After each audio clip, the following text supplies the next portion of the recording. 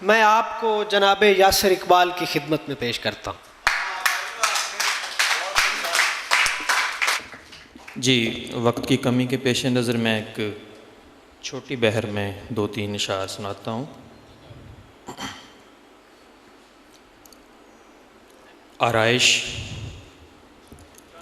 चंद पल रही थी,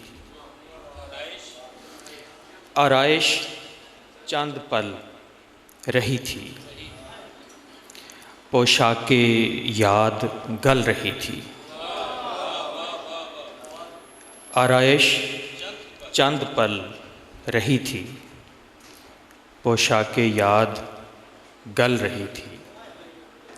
चौखट से दस्ते आरज़ू तक,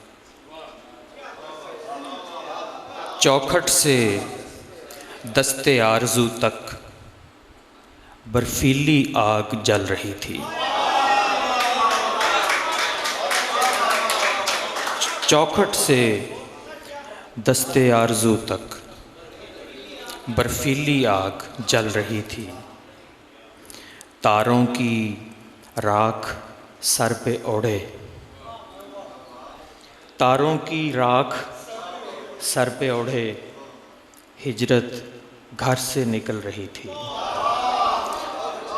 तारों की राख सर पे ओढ़े हिजरत घर से निकल रही थी।